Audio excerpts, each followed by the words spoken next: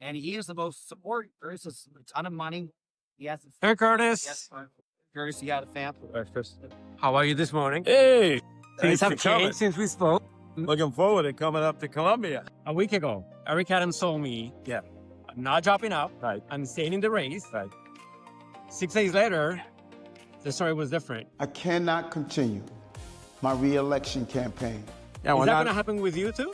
No, because remember, I knew all along he was playing Let's Make a Deal. Monty Hall, I grew up with. Door number 1, door number 2, door number 3. And it was Bob Barker's The Price is Right. The price wasn't right yet. Well, guess what? By yesterday, the price was right. And now, 1 down, 2 more to go. But everybody knew that Eric Adams was dropping out. He gave every impression that as long as his price, you could meet his price, he was out. And he proved what I say is not true of me. It's all a good choice. That he had a price. They met it, and he's out. Me, they'll never get out. A lot of people in the city and outside of the city believe that you're next, so you're going to drop out as well. Well, we've already seen that 7 of the billionaire people came to me in various levels on behalf of Cuomo to drop out. And I told them, next time you do, I'm wired up like a Christmas tree. Every call will be recorded. I give you 1 free call, but I'm alerting to you that not only is it unethical, it's bribery, and it might even be criminal. And it was my wife who alerted me, who was an attorney. She goes, you know, if you even engage in those conversations, it might appear that you're complicit, even though you're not going to ever succumb to that. So I put up the firewall, and they started again. They're starting it without offering the bribe. They go, you got to get out. You got to get out. Listen, the only people who've ever gotten out of anything is Andrew Cuomo. He dropped out of being governor, ran to the Hamptons. Now Eric Adams has dropped out. I don't drop out. From Columbia Journalism School in New York City, this is Juan Manuel Benitez Wants to Know. He is the guardian angel, a public safety advocate, longtime radio host, political pundit. Curtis Sliwa is a Republican candidate for mayor once again this year. He is 70, running in a general election led by 33-year-old Democratic socialist Zohran Mamdani. I also have to say that Sliwa and I were once colleagues at New York One News. Welcome to the podcast. Oh, my pleasure. In addition, this year, first ever independent line dedicated to animal welfare in electoral history. So I'm also running on Protect the Animals line, which calls for no-kill shelters and putting animal abusers in jail. And we are definitely going to talk about that today. Can I call you Curtis, or do you prefer Mr. Sliwa? No, Curtis. To everybody, I'm Curtis, the guardian angel man, red beret man. You know, I get called all kinds of things, but we'll eliminate the foul language here. And I'm guessing we're doing the interview with the red beret on, not off. Well, I tell you what, if you want to, we can do, in Italian, we call it mezze, but you see I got the tan line right here, and it shines, and I don't have the makeup. But I call it in Italian mezze, poco. When I'm meeting with board members like Kathy Wiles' group, she's the CEO of the partnership, business groups, they always prefer that I take the red beret off. When I'm in the streets and subways, the red beret is synonymous not only with safety, but if you're in need, I'm there to help you as best I can. Curtis, I think the last time we spoke was maybe 4 years ago when you were running again also for mayor. You got 28% of the vote that year, if I remember correctly. Why are you doing this again? Well, back then, remember, it was one-on-one. You had Eric Adams, who had won a very contested Democratic primary where we saw how ranked choice votes work. Eric Adams won the nomination of his party. They were referring to him as Mayor Eric Adams, the face of the Democratic Party, moderate Democrat, police officer, maybe even in the future, like they say with everybody, Juan, in 1600 Pennsylvania Avenue. Never happens when you're mayor. That's the end of the line. And then he self-destructed, just as I had predicted. I said, Juan, the guy, I've known him for back then 42 years, you'll have corruption and chaos. And unfortunately, I was right. This time, he couldn't even hold a Democratic line as an incumbent. Then Andrew Cuomo jumped in with his baggage. And obviously, nobody expected Zohran Mamdani to beat everybody that was running in the Democratic primary. But I decided, hey, I'm running as a Republican again. This time, nobody challenged me, Juan. So I am the Republican candidate. And I think a lot of what I said the last time in the campaign, unfortunately, has come out to be true. And I think I'm the only really consistent voice. If you notice, I'm not changing from day to day. Zohran has, Cuomo has, certainly Eric Adams. Despite being the Republican candidate and facing no opposition in the primary election, President Donald Trump is not really supporting you. He doesn't consider you a serious candidate. And he even made a joke the other day about cats being in Gracie Mansion. We know that you love cats. 4 years ago, I went to your studio apartment that you share with your wife and 19 cats back then, if I remember. Uh, how do you feel about the president not really backing your candidacy? Well, Juan, I've been, again, very consistent. I said to the president, you have much bigger issues to deal with. Peace between Putin and Zelensky, Russia and Ukraine, it's gotten worse. Peace in Gaza between Israel and Hamas, it's gotten worse. In fact, if you really wanted to stop Zohran Mamdani or slow his support down, if the president, with the weight of his authority and all the connections he has, could bring peace to Gaza and stop the war, you'd be taking a tremendous plank out of the Zohran Mamdani platform. That's what's gotten him a lot of support if there were peace there. But it doesn't seem that that's going to take place. So the president has decided he wants to support Andrew Cuomo. Fine by me. President has his choice. Families have been lifetime friends. I've had a love-hate relationship with Donald Trump. Everybody is aware of that. And he decided to say, I'm not ready for prime time, and that, Curtis wants all the cats in Gracie Mansion. And by the way, Juan, there are a number of people who want me to drop out of the race. That ain't happening. And anybody who knows Curtis Sliwa knows you can't buy him, you can't lease him, you can't rent him. I'm not for sale.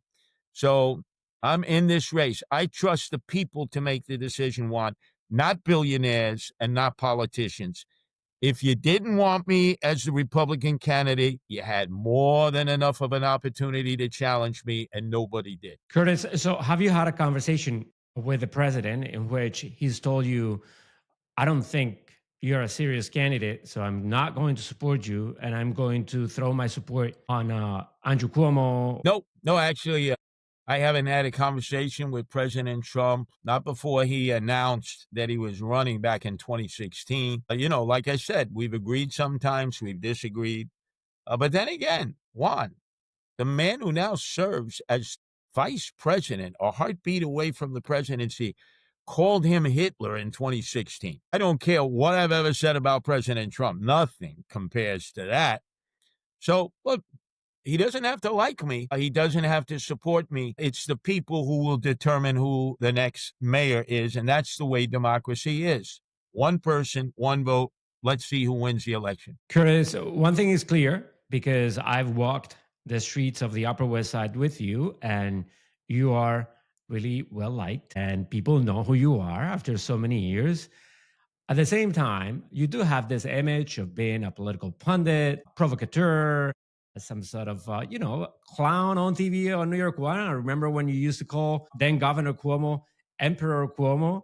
So I'm sure many New Yorkers are asking themselves, is Curtis Sliwa a serious candidate when not even President Trump believes he is? Well, again, everybody is entitled to their own point of view. I've been a fixture in New York City for 46 years as founder and leader of the Guardian Angels here, and now in 13 countries and over 130 cities where we've patrolled. So I've devised this program. Nobody carries weapons. Everybody does it voluntarily to try to keep the peace. Most of our focus now is caring for the homeless and the emotionally disturbed who've been abandoned by the state and the city. We're not doing our job in caring for the most needy of people. So I think I've established my credibility for what I've done. So being caring, compassionate, concerned. Everybody's I'm tough, especially Andrew Cuomo. I'll be tough. Get out of here. We don't need a tough guy. What we need is compassion, consideration, and caring, which is not existent in City Hall now. Now, number two, I have been a talk radio show host for 35 years. And as you know, Juan, you're bound to say some very controversial things, but you also have to entertain. In the 13 years that I was on New York One, I did satire. Some people liked it. You mentioned I did the character Andrew Evil Eyes Cuomo, King Cuomo II. He loved it. And it's how I've lived my life in many instances. I think people can learn a lot more sometimes if we just lighten up. Because look, I'll turn to Fox News Channel, they have a drumbeat. MSNBC, they have a drumbeat. Sometimes it's humorless. There needs to be other options. I'm not a comedian, but I think I've done pretty good political satire over the years. And look, I am a New Yorker. The one thing you could say about me, Curtis Lee was a genuine New Yorker, born here, he's lived here, he'll die here. And he's very consistent in who he is. I also rode the subway with you. I saw you in action at subway stops 4 years ago. In 2021, we were coming out of the pandemic, and it was pretty bad when it came to a lot of homeless New Yorkers and mentally unstable New Yorkers in need of mental health services. But you would agree with me that things have gotten a little better, or do you still believe that that's still the number one concern for New Yorkers and the number one problem to take as a challenge as a mayor of New York? Well, certainly during the lockdown and pandemic, there was fear, fright, and hysteria everywhere. I understood it. I went out with the Guardian Angels. At first, we had no masks, we had no garb, no gloves. And we took care of all the homeless and emotionally disturbed in Penn Station because the religious groups and the government groups basically fled because people were dying. So we took it upon ourselves, and we've always done that kind of work. This goes back to how I was raised, Juan. A lot of people don't realize I'm the son of a man who for 50 years was a merchant seaman, blue-collar working class. Chester, my father, and my mother, Francesca, neither are alive now. But they would always tell me when we would see a homeless person, or my dad would bring me to the Bowery where there was some seaman that he had known who had hard times, emotionally depressed. They'd be drinking, living in what they called then flop houses.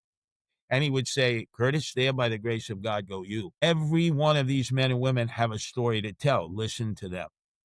And you would be surprised how cogent and knowledgeable many of them are. Listen to them, find out what they need, and to the best of your ability, try to help them. And I always use that as a guiding sort of principle. I just feel that we are not taking care of our own homeless and our own emotionally disturbed. There's 350 shelters. I've been in about a third of them, especially the MICA shelters, which are for those who have emotional issues or drug or alcohol problems. I'm telling you, it is Darwinian in these shelters, survival of the fittest. So when a lot of people say, well, what are you sleeping on the subway floor, in the streets, in the park? Hey, it's survival of the fittest in the shelters. People get robbed, they get raped, they get beaten there. There's no structure. All you have is a roof over your head, and they'd rather take their chances out in the environments. And the emotionally disturbed, we're not caring for them at all. They go for a psychiatric observation. We're not giving them any long-term care. We are continuing to fool ourselves by thinking that we are a compassionate and caring society, which I must tell you, we are not. I see this, it's increasing. I see it everywhere. And we're not doing anything to try to bring these people back to a point where we can allow them to live a normal life. For homeless, I would set up the old single-room occupancy hotels. I know them well. They were poorly run, especially during the age of crack. And I believe every human being is entitled to privacy, self-respect, having their own room, not living in a dormitory. No, no, no, no, no. You can't have that dignity.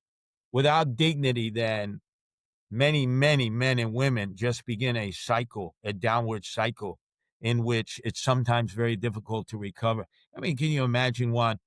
I've run across men and women 60, 70, living in a shelter with no privacy at all. Should not be living with younger people who are out to take advantage of them. This is basic common sense that I would put into place as mayor of the city of New York with the Department of Homeless Services, which I call it part of the almost like the nonprofit complex they have many contracts But sometimes, unfortunately, there's limited oversight to see what's really happening with the money that they get to care for these people who are in need. Before you explain to me how you would solve this complex issue, very complex in New York City, can you give us a quick explanation for those who might not know or who might be recent arrivals to New York City? Who are the Guardian Angels? Why do you create this group back in the late 70s? And what's their role today? The Guardian Angels that I created back in 1979 up in the Bronx when I was a night manager of McDonald's. At a McDonald's that is no longer open. It was 1978, 79. The mayor wanted to declare bankruptcy, and President Gerald Ford said, no, you can't. It will have a domino effect to other cities and counties in America. And so they put together a financial control board of Felix Rohatyn, who represented the bankers' interests, their monies, and a man I got to know pretty well, Victor Gottbaum, who was the head of the various union leaders who put their pension funds in to keep the city afloat. And the newly elected mayor, Ed Koch, had to operate on a budget. He didn't like it, because basically whoever the mayor was, they could pretty much spend unlimited finances. So as a result, he had to slash services. No transit police at night. He had to cut social workers, firefighters, teachers. It was draconian. We were in really bad shape, and that was my motivation. Since there was no security at night on the subways from 5 at night to 5 in the morning, I decided to create the Guardian Angels to patrol the subways at the time that cult movie classic, The Warriors, came out. So if there's anyone watching now and they want an idea of what it was like, just watch The Warriors. Now, obviously, it's embellished, but there were gangs everywhere. So today, do they have a role, or do you think that the police department is already doing a good job? And I don't know if the Guardian Angels have a role that might be a little similar to what Mamdani is proposing, this Department of Community Safety. Is that what they are? Well, first off, I would disagree. I'm in the subways all the time, the only candidate who's always in the subways.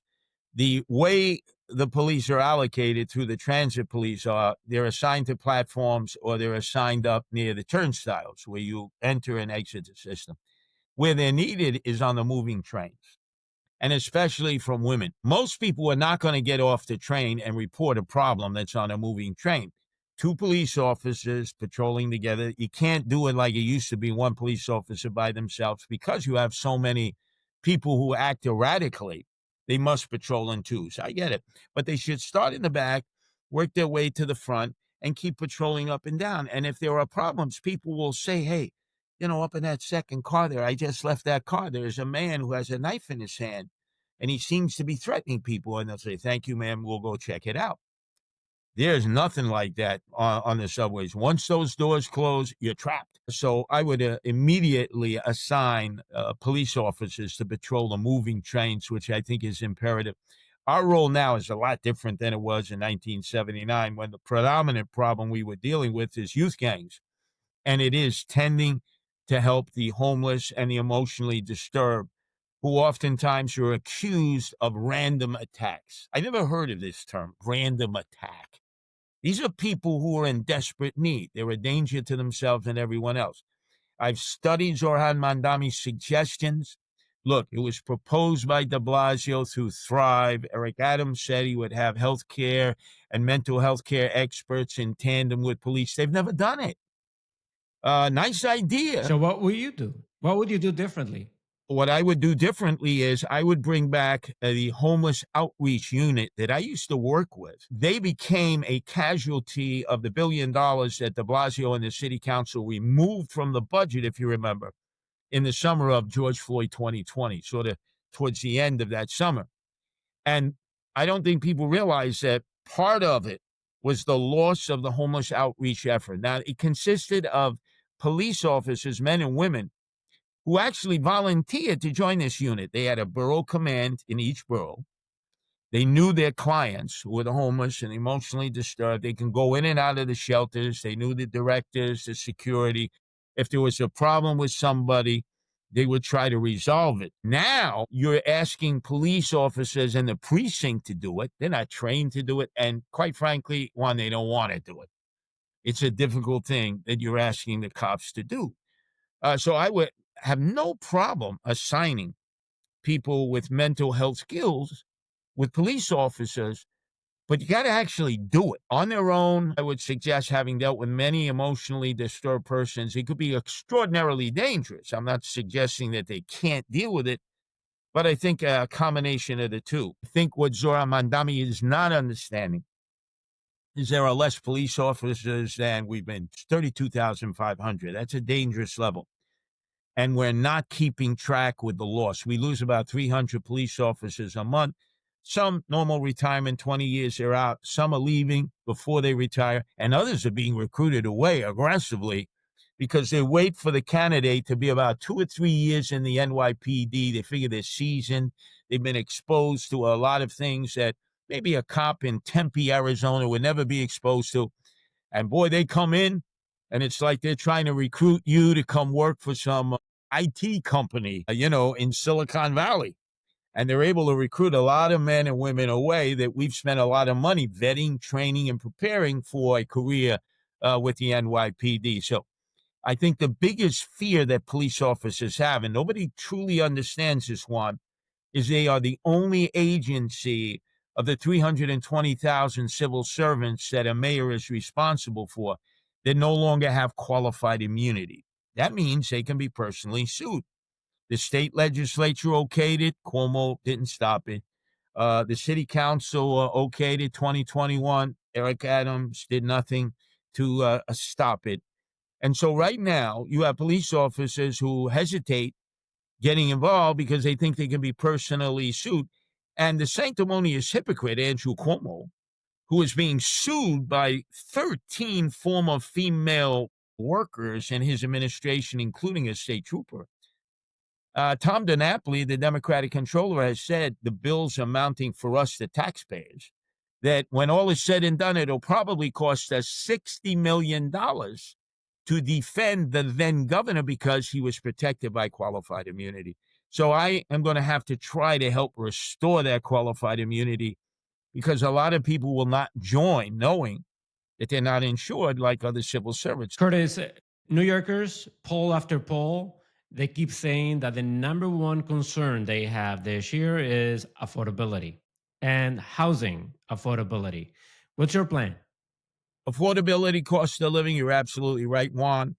Zohran Mamdani proved that.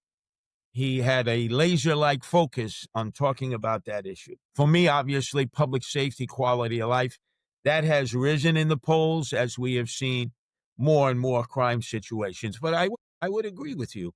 The average New Yorker says, as Jimmy McMillan said in his famous debate against then Governor Andrew Cuomo seeking re-election with the handlebar mustache, the rent is too high to pay. That was 2010, and it is quadrupled since. Cost of living just keeps going up. Here comes Zohran Mamdani with a Democrat socialist platform that seems to give them some of the relief of these crushing costs. And a lot of them, who are not necessarily political at first, adhere to that. My plan is a little different. It's more pragmatic. We already have 100,000 apartments that are warehoused. Let's start with NYCHA, public housing. That's something the mayor has control of. Imagine, Juan, in this housing crisis, 6,000 empty apartments in NYCHA. I've been in a few of them because I go in and out of NYCHA projects all over the city. Recently, I was in Brownsville, which has the most number of projects of any neighborhood. And I'm going floor after floor, and they're like empty apartments. And you can open them up and go inside. It needs a little bit of rehab. I'm not going to say it's ready to be, a tenant to be in there the next day. But the mayor should be setting an example. Then we got about 28,000 rent-subsidized apartments. That became a big issue when Cuomo was accusing Zohran Mamdani and his wife of not needing a rent-subsidized apartment. Okay, they can have that debate. But about 28,000 there. And then when you talk to the landlords, they'll tell you When I have a problem with a tenant and they're not paying the rent, and a lot of them had the problem since the lockdown and pandemic when Cuomo said you don't have to pay your rent in this period. And once it was over, they continue not to pay their rent. Some of them, they're 4, 5, 6 years before they were removed.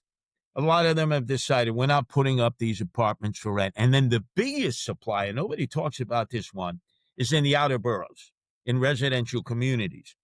I'll go buy an area, 4-family house. 2 of the apartments are unoccupied. I talk to the person, and remember, many of these people, they live on the property, so they're not absentee landlords. Phil, how come you haven't rented those 2 apartments? Well, one tenant passed away, another moved to Florida. I didn't want a tenant there that if I had a problem, I wouldn't be able to get them out. So I decided I'll take a loss, keep the apartment empty, even though, remember, electricity rates have gone up, sewage, water, fees, fines. It's tough. Your property taxes have gone up, especially in the outer boroughs, and yet they're still willing to take a loss rather than to rent an apartment. I think it's incumbent upon the mayor to say, look, forget about all these ideas 5, 10 years from now. Because if you look at the Barclays Center, remember all the promises, affordable housing? Ratner stood there. He even convinced Bertha Lewis of Acorn, who I've known for years. I said, you believe this guy Ratner? Yeah, Bertha, he laid it out. It's going to be affordable housing. Tish James was right. That's when she was councilwoman there with the Working Families Party. She said, there'll never be affordable housing. She was right. Bruce Ratner and his companies never delivered on that promise. They've ignored it. And this is what you do. You give them 40 years tax abatement. 40 years. They build these massive high-rises. They say, oh, cross my heart and hope to die. We're going to have affordable housing. Then they don't provide what they promise, and they drag it on in court. So I would rather, let's go for the apartments that we know could readily be put out into the marketplace, talk to the landlords, figure out what their needs are. I think we can move on that faster than some of the plans I've heard, 1 million apartments, 500,000 apartments. And I am also the only candidate who is opposed to the city of yes, which will allow City Hall total control. In fact, we have charter revision this year. When you're voting in the front for all the candidates, on the back, there are 5 issues, 4 of which deal with what I call Eric Adams gone wild, the city of yes on steroids. They have eliminated zoning. You don't have to talk to the council person. Forget community boards. Basically, developers pretty much get to do whatever they want to put out there. High-rise buildings, lithium-ion battery warehouses.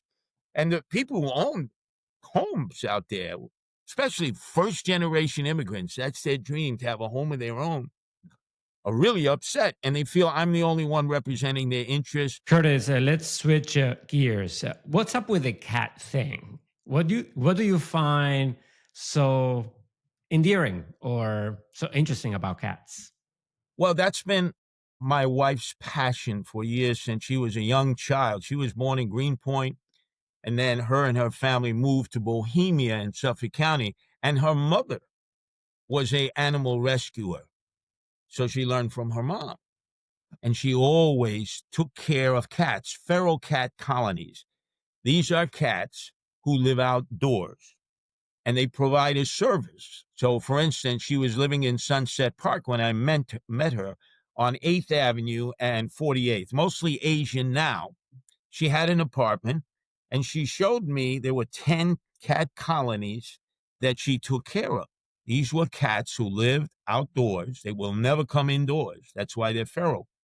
You provide them food, you provide them water, you provide them a little Tupperware home when it's inclement weather. They won't leave that area. And that area had a lot of rats, a lot of mice, a lot of rodents. The rats, mice, rodents will not come around when they smell the cats. Mother Nature's natural way. Instead of poisons and pesticides, I've actually seen some birds, some dogs, and other animals ingest the pesticides, and it's a horrible death. They implode. Obviously, the chemical industry, Dow Chemical and the rest of them, they make a fortune. You don't eliminate the rats, the mice, the rodents, because you're never going to beat the rats and the mice. You have to have détente. I've seen it work. It's mostly women who are into animal rescue groups. And remember, Juan, The women are more compassionate than the men. There's no doubt about it. And I've learned a lot from my wife. During the lockdown and pandemic, when you came to our, as you could see, a very simple studio apartment, most of those cats that you saw, Nancy had rescued from the shelter, and no fault to animal care and control. They were so frightened that they would get at that time, remember coronavirus, COVID, that they were not accepting animal surrenders. So Nancy would actually stay there and say, "You're surrendering that cat? I'll take it." And then she would bring it to a vet, get the shots, socialize them, and adopt them out. And as you saw, they all got along. And it's not like you walked in there and you had to go like, "Oh, and say, wow, I smell the cat." It can be managed. Now we're down to Well, six. I have to admit, it was a little hard for me because I'm allergic to cats. But yes, I agree with you. And it was, they were really well behaved, actually. And you also told me back in the day that you are a big fan of, is it electronic music? I still am. Like electronic dance music. I was introduced to that first in Berlin and at raves in London when I was organizing Guardian Angels in Europe. And I had always been into disco. And then from there, house music, freestyle music.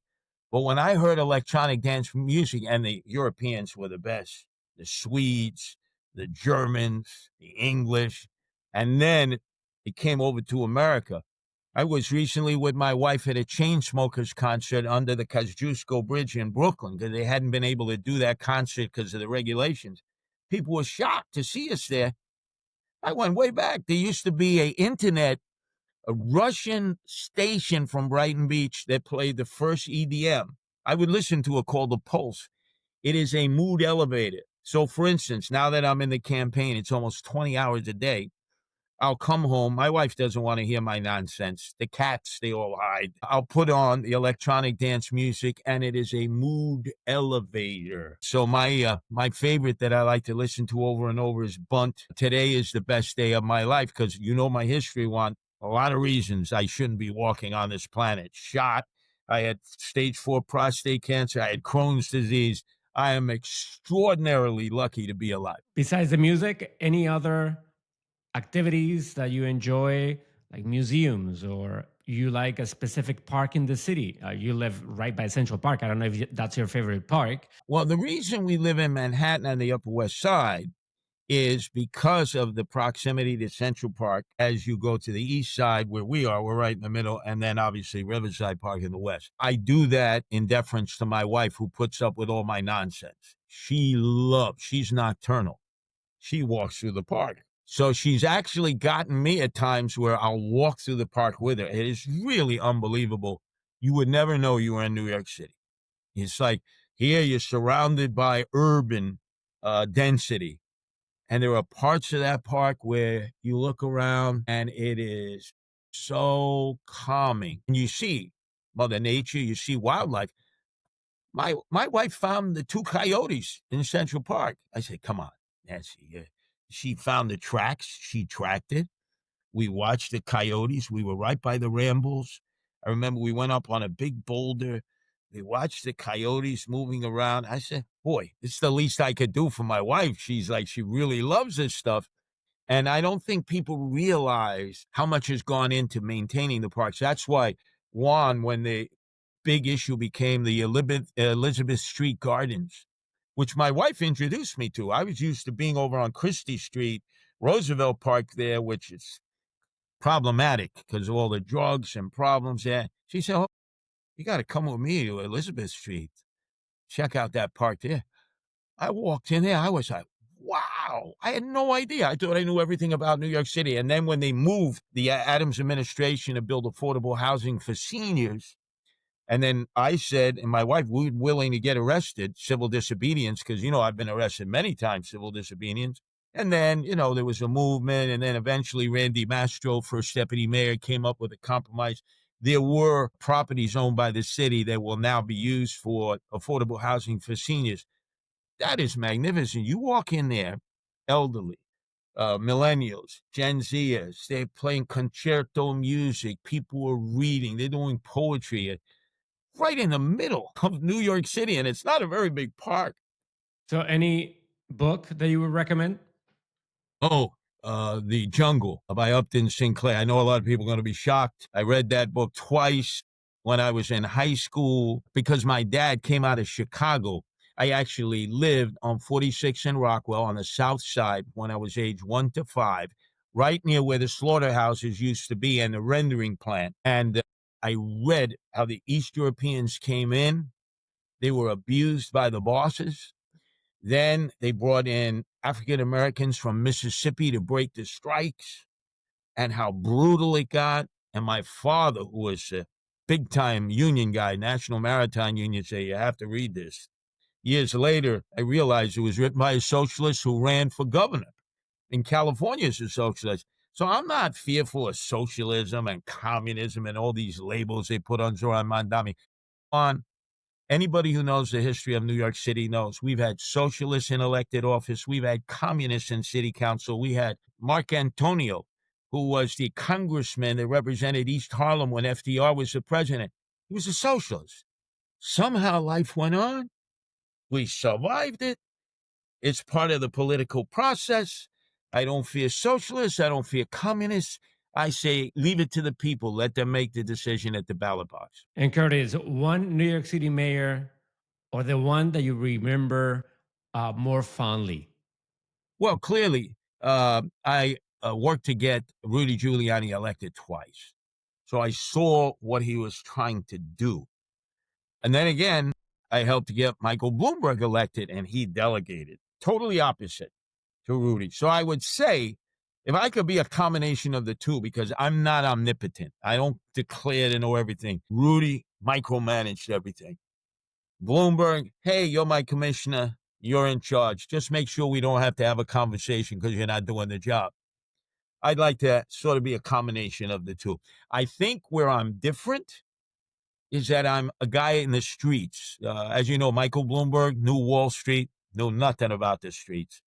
And Rudy Giuliani was not a street guy. A lot of people think he's the first to admit it. I'm probably, if elected, would be the first street mayor, rarely in City Hall. I don't want to be trapped by City Hall.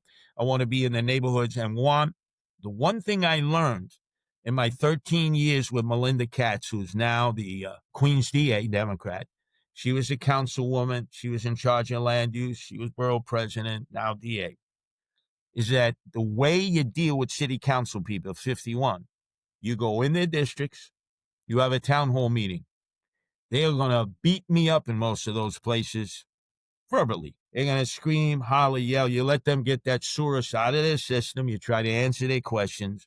Then you meet with the council person themselves. They're going to be upset.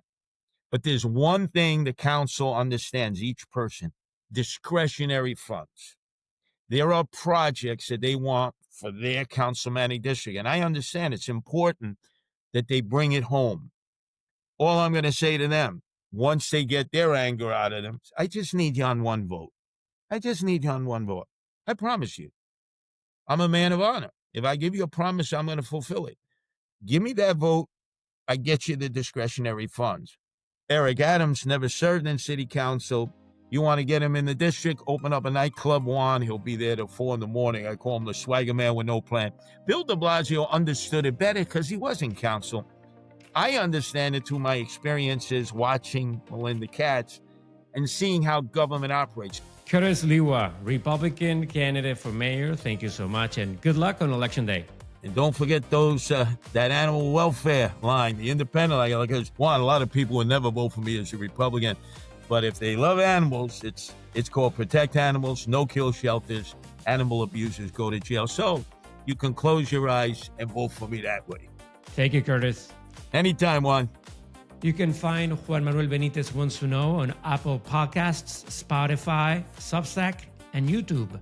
Rate, subscribe, and let me know what you think. In Manhattan, I'm Juan Manuel Benitez.